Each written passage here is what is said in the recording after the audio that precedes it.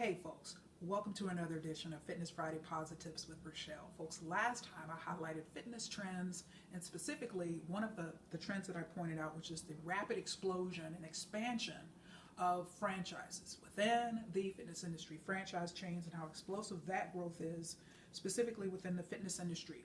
So I talked about top franchises according to Entrepreneur Magazine's latest rankings. And remember, I also highlighted just the top 5 overall, regardless of category, industry, brand, franchise, whatever. Remember, the number one ranked franchise according to Entrepreneur Magazine was McDonald's. And I actually saw an article here a couple weeks ago that I wanted to share with you, and it's been saved on my phone ever since. But it talked about McDonald's and it shed some light. CNN's business reporter Danielle Weiner-Bronner, she talked about just some of the success that McDonald's has been achieving, and I wanted to read the first paragraph here, and it explains some of the reasons why that particular franchise is doing so well. And remember, just even a few years ago, that franchise was having a lot of struggles, and then same store sales year over year was dipping. But anyway, they are back on top. But anyway, it says McDonald's new growth strategy in 2017 beefed up its digital capabilities, modernized its stores, and introduced delivery. Those efforts drove growth this year, CEO Steve Easterbrook said in a statement on Wednesday. So doing extremely well. And actually, I was in Kroger's next to my gym, next to Planet Fitness in Commerce. And actually, you know how many stores have the different coupons that print off on the receipts. And so I actually smiled when I saw this. So there's one for McDonald's, the location on Richardson Road, and another location on Cooley Lake Road, obviously 2 Metro Detroit locations. But one of the things that it has here, and it really got my attention, was this little small writing right here, here in the far left corner here, and it says college tuition reimbursement up to $3,000.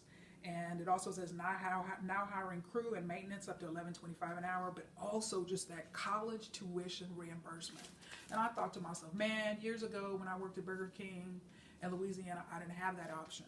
So anyway, just fantastic to see that, and fantastic to see, you know, McDonald's back on top again. But just wanted to highlight that for you folks. But also on the last episode, I talked a bit about fitness litigation and just how just all types of lawsuits are filed within the fitness industry. And folks, and I've got a couple of examples here that I wanted to share with you. Actually, I'm just going to highlight one here in the interest of time. But here in Michigan. So Athletic Business had an article by Jason Scott entitled Michigan AG or Attorney General May Bring Suit Against Fitness Center. So this was in February. And it says, I'm going to quickly read here, a Lansing, Michigan fitness center has caught the attention of the state attorney general for allegedly soliciting memberships while in the process of being evicted from its space. TV station WINS reports that Go Workout, a women-only gym, continued to sell memberships despite the fact that they were being evicted from their location at a shopping center and relocating to a much smaller space at a nearby hotel. There, members would be sharing limited equipment with mixed-gender hotel guests. A statement by the Attorney General's office indicates that more than 20 complaints have been filed against the gym and owner Steve Millenbach. Members who signed up and paid startup fees and advance dues were not issued refunds despite their assumption of having access to a larger single-gender space. State Attorney General Dana Nessel issued a cease and desist order to Go Workout and may bring a suit under the Michigan Consumer Protection Act if it doesn't respond to the notice by February 11th. We count on companies to uphold their end of the law, Nessel told WINS, and when they don't, we stand ready to protect Michigan consumers. And so that, folks, I mean, I saw that and I thought to myself, you know, it's just, you know, that kind of stuff happens, and it's wild and weird and just uncommon as that may sound. That kind of stuff happens, definitely in the fitness industry. I mean, you have gyms closing down and not notifying members, and members have paid in advance, so then they're filing lawsuits and filing complaints with the state attorney general's office. Various types of lawsuits. And in Michigan, I mean, there's a lot of just random, wild stuff here that happens in Michigan. And, you know, we always end up in national news, and all these different media outlets are highlighting some of the different things that happen here in Michigan. So, but just wanted to highlight that as an example. You know, do the right thing, treat people right, operate with honesty and integrity. protect your credibility.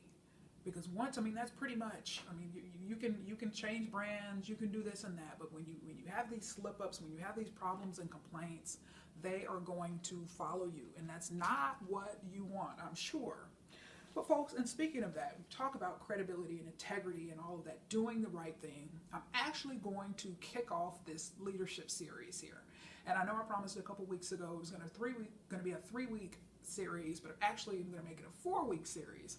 Is I'm going to drop in, as I'm doing right now, dropping in this introductory episode here on leadership. This is actually first formal series I've done on leadership. And I assure you, particularly the next 3 episodes are going to shake you up. I mean, there's no other way to describe it.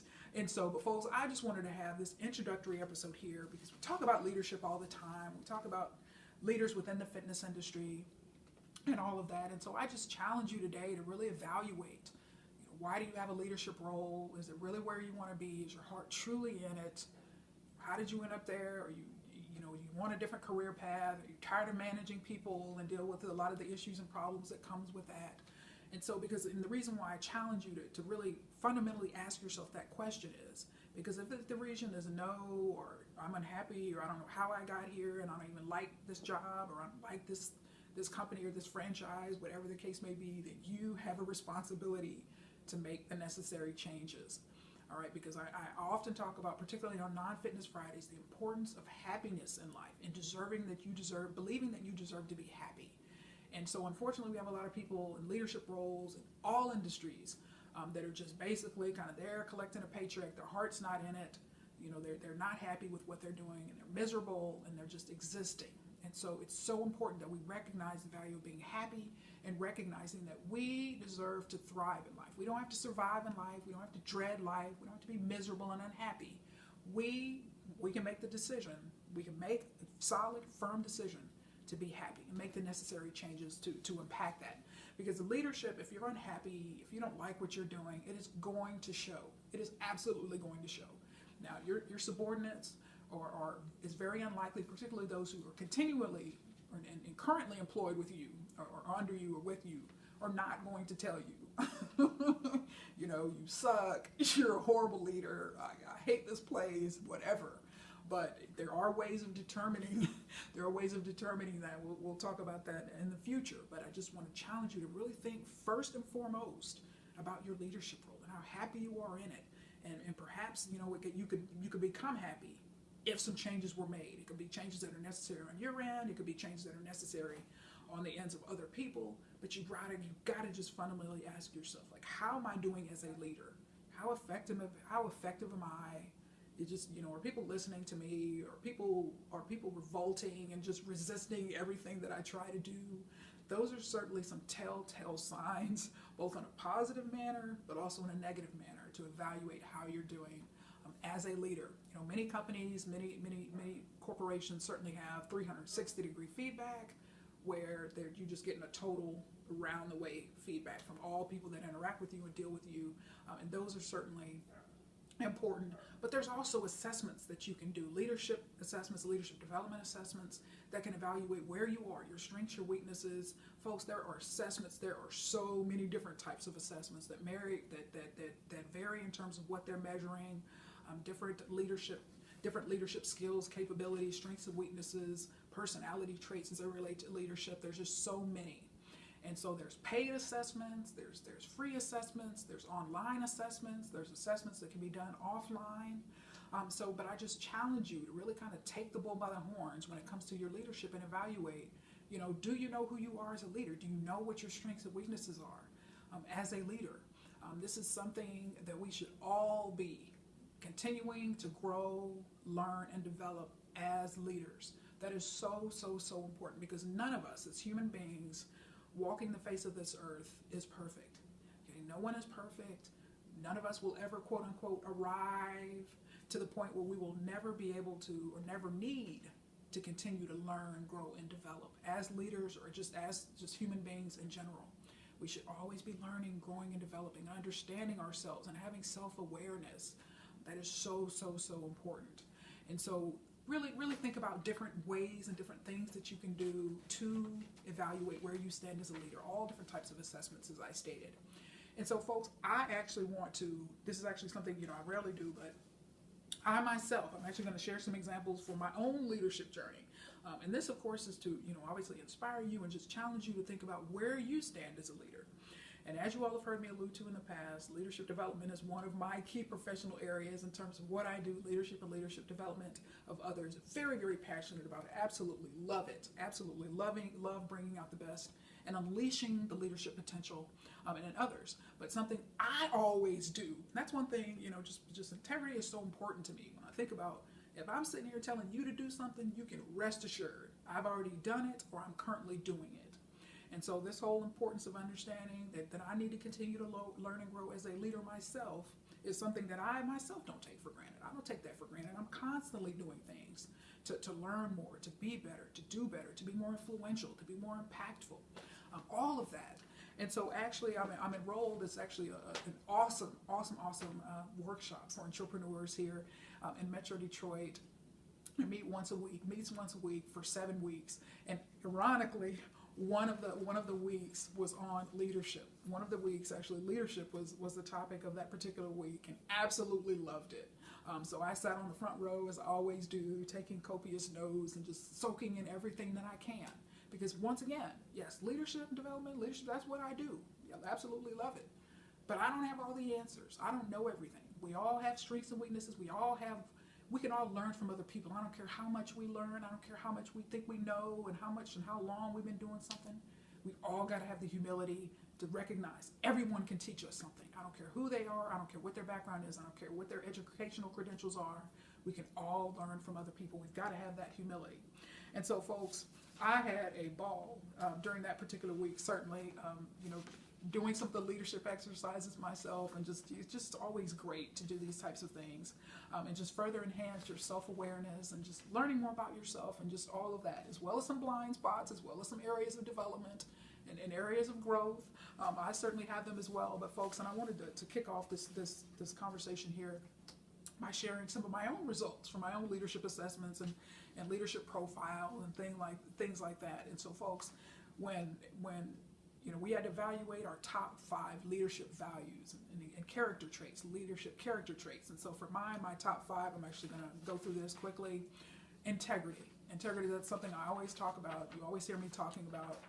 Number 2, fairness. Let's see, number 3 here, courage. Courage. It's so important in leadership. Number 4, confidence. I'm very, very passionate about confidence in all areas of life, and I do a lot of confidence in these episodes. And lastly, purpose. So those are some of my own leadership values and traits, and just found that so interesting, but certainly no surprises there. And I want to talk about, this is actually an assessment that I had to do, where you answer different questions and you're provided with the results. And I won't go through all of this in terms of explaining the graphs and all of that. That will take way too much time. But I'll talk about kind of what is measured. And this is actually an Acumex leadership. It evaluates leadership styles, strengths and weaknesses, and all of that, how we work, how we learn, how we tend to deal with other people.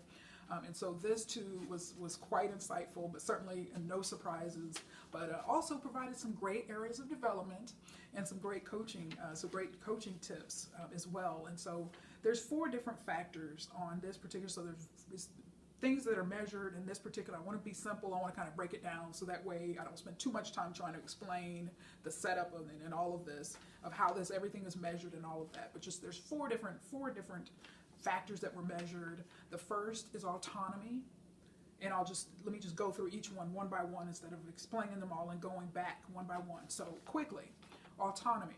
And so this is all as relates to my leadership and all of that, strengths and weaknesses. It says, with this drive located fairly close to the green norm line, Rachelle likes an environment where ideas can be acted upon and generated the way Rachelle deems best. Freedom and autonomy, you've heard me mention that. Let me digress for a second. What are the 2 greatest needs in the life of Rachelle? Freedom and change. And that's why I just looked at these results and was like, yep, it's spot on.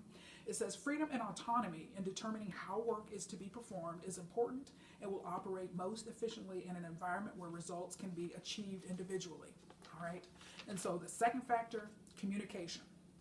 And it says, Second sigma, a high B, designates that Rachelle wants a heads-up environment where there are good degrees of face-to-face people interaction. This person may be generous in providing and receiving encouragement, and positive feedback is a valued form of stimulating performance. Rachelle may be highly aware of the use of words to invoke the response desired from others and is likely very empathetic in reading people. All right, and so you hear me talk about when I do all these different fitness tips and Rachelle's PF Adventures, or I'm evaluating other facilities, you noticed how it's very easy for me to find the good, to encourage people. Good job. I just do this in, obviously in these episodes, but outside of my life, I'm known for that. All right, I'm an encourager. And this certainly, in terms of my communication, in terms of this communication factor of measurement, it came out in that. All right. The third one is patience, and it says Rachelle likes an environment that contains some degree of variety, as well as some elements of unpredictability as part of daily job requirements. With this drive near the norm line, they are comfortable juggling multiple activities and not negatively affected by a fair amount of ad hoc adjustments to set plans. Although Rachelle may not always enjoy interruptions, they are accepted comfortably. Pressure is seen as a positive tool to prioritize. Will be inclined to make decisions with a fair sense of urgency and may expect others to do so as well. All right, lastly, certainty. And it says, low D, situated in the first sigma, dictates that Rachelle likes a flexible, minimally structured environment that is not overly regulated or controlled with rules and procedures. Rachelle likes to receive basic information in a summary sheet and will request additional data if deemed necessary for a topic of interest or to increase confidence in the decision at hand. All right, the tilt factor, and it points out by saying, before making an important decision, Rachelle will take all the factors mentioned above into account. Situations will inevitably occur where a final call needs to be made in uncertain situations or conditions where no clear decision can be made. In those situations, Rachelle will consider a more subjective approach to be taken, and gut feel will be fairly intense.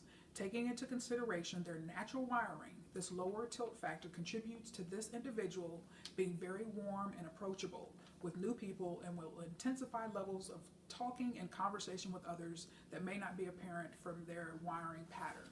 So, as I often state, as people see me in the gym, I am very different outside of the gym than I am inside the gym. See, this definitely your points to, yes, I read people well, I read situations well, very warm and empathetic.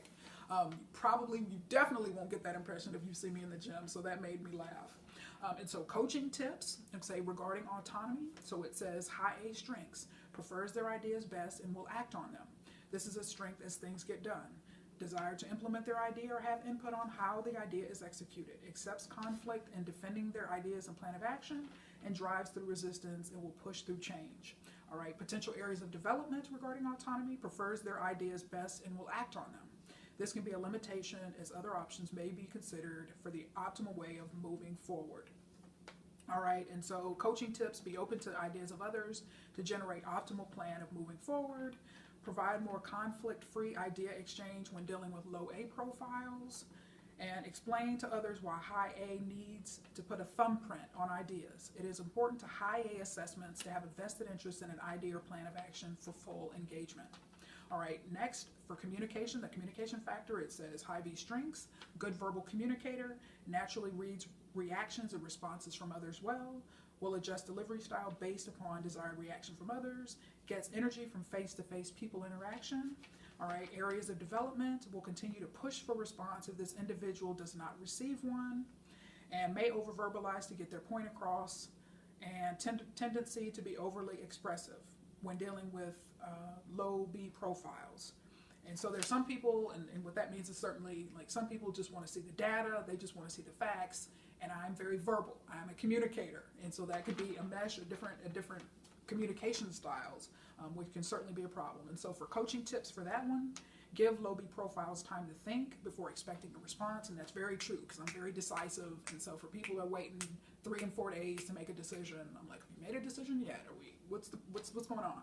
So be more direct when communicating with low B profiles. Understand that low B people need alone time to think and recharge their batteries from too much face-to-face people interaction. So obviously I'm very extroverted, and so this is dealing with people who may be more introverted, a lot more analytical and methodical in their decision making. So very, very helpful.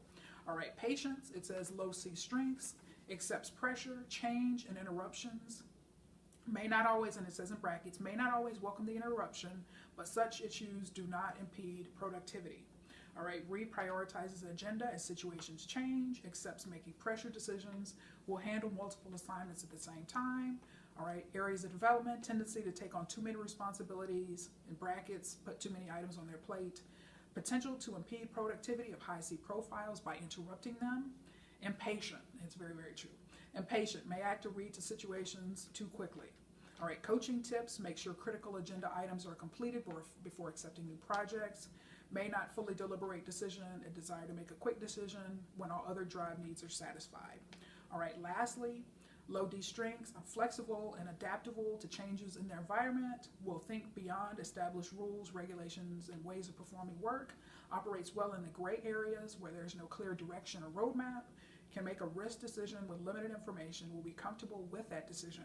All right, areas of development, will pick and choose the rules and regulations to follow based upon their agenda, may not obtain enough information in the decision-making process, tends to block out excessive information or detail that is not important to them. All right, coaching tips, temper out-of-the-box solutions with practical applications, provide detail when dealing with high D profiles. Illustrative examples can provide such details. Remember that high D profiles will buy in best when you provide details and the pros and cons, wise when relaying new data and changes. So this was Acumax Incorporated's assessment results, and it was just awesome. You know, awesome, definitely no surprises, but very helpful coaching tips and all of that. You know, all of them, you know, we as leaders, we have different strengths and weaknesses, and as it pointed out, just to highlight that impatience again, that's true. I'm very decisive. I like to make decisions. I'm very confident in my decision-making ability. So hemming and hawing for 6 weeks about making a decision, when some people that's just their natural bent. They want to weigh every pro, every con before making a decision.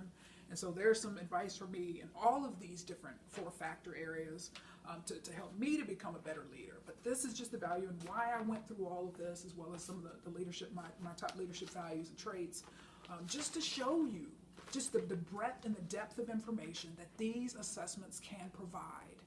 All right, and so perhaps you're in a situation where you're not getting any professional development, your company doesn't offer it, particularly to help you grow as a leader. You can do these types of things on your own. You can sign up for workshops. There's webinars online.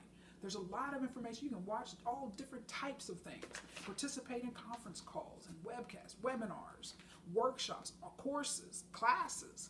There's so many opportunities for you to learn, grow, and develop as a leader. And so I challenge you to do so, because you can provide a lot of helpful, you can get a lot of information that will help you to see your strengths, also your weaknesses, but also some blind spots that you may be unaware of, that you may be struggling with, that you may be losing people over. You may be having high turnover, you may be losing some people and not understanding why. And so I challenge you to really dig deep, even if you have to spend your own money to do it, to become a better leader, and obviously a better person. We always want to learn and grow and become better. And lastly, all right, in that particular session, I shared, we had to talk about some leadership scenarios in our own life and all of that. And then so the example that I shared, ironically, was my Fitness Friday Posi-TIPS. And this was just, and I took some notes down and just shared some thoughts on that. And just how, and I alluded to this, a few weeks ago when I talked on that episode about just the value, and you heard my leadership traits, integrity, fairness, very, very, very important. All right, to me, as a leader, as I deal with people, as I do different things, and as I go about my day, that is so important to me. Those two are certainly very, very important to me. And I think about just how doing the Posi-TIPS over the years, particularly on Fitness Fridays, because they're just very different. My approach to them is very different. The non-Fitness Friday Posi-TIPS, just the regular Posi-TIPS, are very inspirational, but I tend to empower and educate and enlighten more on Fitness Fridays. And so for me, and I talked about my motives for doing Fitness Fridays. Obviously, at the end of the day, when I started doing these, it's been 3.5, 4 years now, I want to help people. That's my goal. That's my objective. I just want to help people. I don't view, and a lot of people do, and that's fair, and hey, we all operate differently. But a lot of people view these type of setups and in these type of situations as client or potential business development opportunities. I don't do that. For me, it's all about helping people. This is not a way to get clients. This is not a way to whatever. I always trust God takes care of me. I'm gonna be all right. My goal is to help people and I don't want to have an ulterior motive of trying to manipulate people into calling and not giving people enough information to force them to contact me. That's just not me. That's not my style. When I started out doing this, I had some definite objectives and ways that I wanted to see this thing through. And so for me, it's all about helping people. And then that certainly requires me to be objective and to be fair. All right, and I've certainly grown a lot in this area in terms of my objectivity and certainly in my fairness. And as you've heard me allude to in past episodes, going into different facilities, not going in with preconceived notions or bias, and just being open. All right, whether I'm walking into a Lifetime Fitness here in Metro Detroit, or whether I'm walking into a Planet Fitness on one of Rachelle's PF Adventures, when I'm walking into Crunch, walking into Intertime, Bel Air Fitness in Louisiana, whatever the case may be. All right, I've got to be open. I've got to be objective. I've got to be fair. And that's not easy because we as human beings, we always want to say, well, you know what, this is my favorite, and this is this and that, and I can't do that. And that requires a lot on my part to maintain that. And part of that objectivity and bias is just in terms of how I operate, and because I have this motive of only helping people, there's no profit motive, there's no financial motive, nobody's paying me to do these. I don't take gifts. I don't take all of that. Anything that I get, any giveaways or swag or anything like that, or things that are openly given to other people, whether it be members of the community, whether it be somebody that's coming into a grand opening for a fitness facility, that's the only thing, and that's always a question that I ask myself. If is this item something that is freely available to everyone, or everyone who's participating in this, or everyone who's coming to this event or activity? And that helps me in a tremendous way, helps me to remain objective. Say, I don't know, I go to a grand opening and I win somewhere here in Metro Detroit and I win a free gym membership for a year. Okay, well, that may be great, financially, but we all know the impact that would have on my objectivity, all right, and ability to be fair, because I can't favor that particular situation because human nature says, well, they gave me a free gym membership for a year, so let me just go here and say syrupy sweet things about them every week. Not happening. Not happening. It's just something that is very important to me. So I work hard to maintain that, objectivity. And courage, you heard that. Courage was another one of my leadership traits and values, one of my top ones. And just the courage to tell the truth, to come on here and to tell the truth, regardless of what it is, what happened, whatever, just to tell the truth. And I remember back in my old Powerhouse days, a Powerhouse Gym in Novi, and that particular gym, it was started out as Fusion Fitness when it was built, but then the founder of Powerhouse Gym bought the gym. It was like 2010. But anyway, bought the gym, and I was actually there for 5 years. And he was a Facebook follower of mine, a faithful one, for, I don't know, 2.5, 3 years.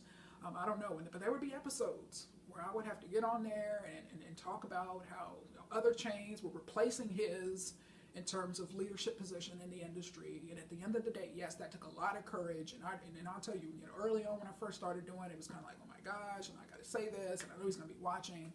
But at the end of the day, and it's certainly something that I always ask myself, am I telling the truth? Yes, it's the truth, then bam. It's you know what I mean? That's always a protection. That's always a protection. All right, when I go to different facilities and all of that, I'm always about being objective, being fair, and it's tough. It requires courage. Sometimes, you grapple with different things and all of that. And I think about that was a huge challenge, covering, talking about Powerhouse Gym at times in Novi on those, past episodes. But even another big one for me is a very recent one, actually certainly the most challenging one from a Rachelle's PF Adventure standpoint, is in, Shreveport, Bossier, Louisiana, when I was just home for the holidays. And I've alluded to that, a couple of times on these episodes where, Saturday, December 29th, and I'm rolling into the newest location on Uri Drive. And I see Leo, with an employee there from another gym in the area, the Bossier City location, which opened in, June of 2018. So here it is 6 months later, he's covering for somebody in this location and just doing a fantastic job. But part of that also from a leadership perspective is that he's charismatic. So that is a leadership trait. That is not a very common leadership trait. So that's part of that. It's just also to recognize, be objective and fair, and say, okay, well, this person is charismatic. So that's always gonna create scenarios and situations where they wouldn't be otherwise. And you can't penalize other people for not being charismatic, because that's just something that's developed. That's a function of confidence and all of that. So it's a matter of being objective and being fair. But he was doing a fantastic job. fantastic job. Just shines. I mean, just outshining, everybody in the gym. And I was dealing with a situation where when I got back to Metro Detroit here, I'm thinking, how am I going to handle this? That's obviously he does a fantastic job at his own gym, but he's filling in for somebody at this newest gym here. How am I going to handle it? And I'm telling you folks, like, I struggled with that because I said, this is a very sticky situation where you have someone that is filling in at another gym that's not theirs, and they're doing a fantastic job and just outshining everybody in the situation. All right, so politically, that can be very sticky if you think about the corporate world and even non-corporate, just businesses in general, workplaces in general, that can be very sticky in terms of recognizing someone that is basically not a member of your staff, that is kind of outshining the whole situation. And I was like, how am I going to handle that? Am I just going to, share that feedback with his own manager at the Bossier City location? But at the end of the day, and as you heard me allude to past episode, that one episode, is that no, I made sure both of those managers were aware. Because, from a leadership perspective, I mean, there's obviously leadership traits when you have people that are willing to go fill in and substitute at other gyms within your area, and that's always something you want to look for. I mentioned that in the past. But also, it wouldn't be fair not to mention that, to just say, well, what happened, that was great, whatever. No, I've got to be objective, I've got to be fair. This happened, this is what I observed. It is certainly a strength of this individual as an employee, but also you think about leadership development, and potential. You want someone like this. You want someone that is committed to this particular franchise group. All right, Kansas/Louisiana, Sutherland Group. You want somebody, particularly you think about people moving on up and all of that. And yes, he's advanced, and now he's a shift leader.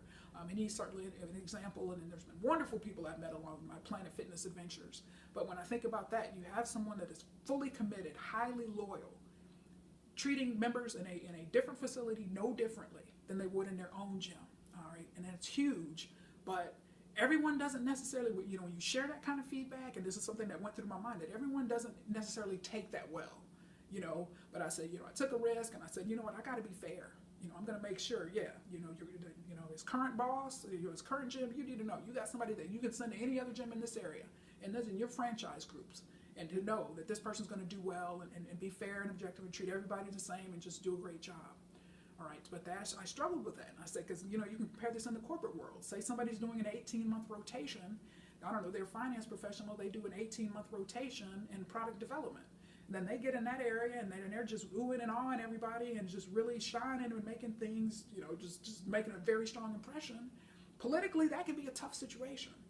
All right, when you have those situations, and it just can be tough because everyone doesn't receive that well. Like, who does this person think they are? And oh my gosh, they're making my own people look bad and whatever. No, everyone was fantastic. Everyone was great in the newest location in Shreveport.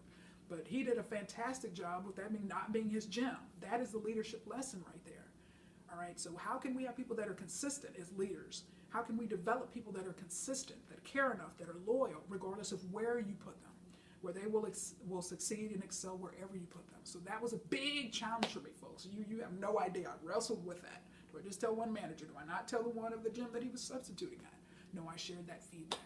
And I will continue, and that's why leadership requires courage. Leadership requires making tough decisions, taking risks, but also being fair and objective in your assessments. Doing the right thing. That was the right thing to do. Letting people know, as well as Mr. Davish, who was watching these past episodes on Fitness Fridays, learning that, okay, we've got some competitors here that have taken your leadership position in the industry. All right, no disrespect, you've still done wonderful things for the industry, founding the Powerhouse Gym franchise.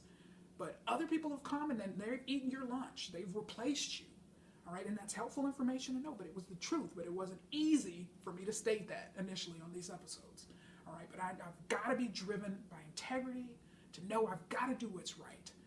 You folks, this is time you're not going to get back watching me on this episode. So I always strive each and every time to put my all into it. All right, this is free. This is inspiration. I'm challenging you, empowering you, inspiring you. That's what I do. But that's why when I had a vision for doing these episodes years ago, that's why I do what I do. My true motive at the end of the day is to help people.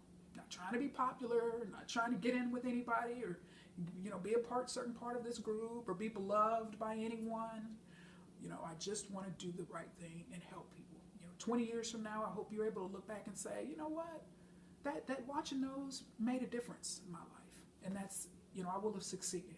And so that's all I'm asking of myself, and that's certainly all I'm asking of you, is to continue to evaluate, why am I in this role? Why am I a leader? Am I happy? Do I want to be doing this? Do I hate managing people? Is this too much stress in my life? Do I hate the drama that just comes inherently with leadership and managing people?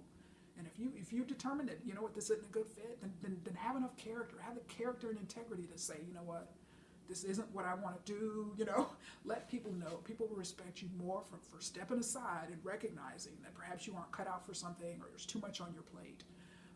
We've got to all live lives of integrity, and just character is something, just integrity and having character is something I cannot overemphasize. It's important for all of us as leaders, regardless of what we're leading, whether someone's leading a family, whether someone is leading a fitness franchise, whether someone's leading a classroom full of students. Regardless of the case, regardless of where and when, why and how and when, we've got to strive to be better leaders. So folks, that's it for today. The next 3 weeks, I'm definitely going to challenge you in regard to fitness facility leadership. So stay tuned for that. It's coming soon. I can't wait. Get ready to be shaken up. All right. So I thank you so much for your time. And remember, I am positively passionate about your success.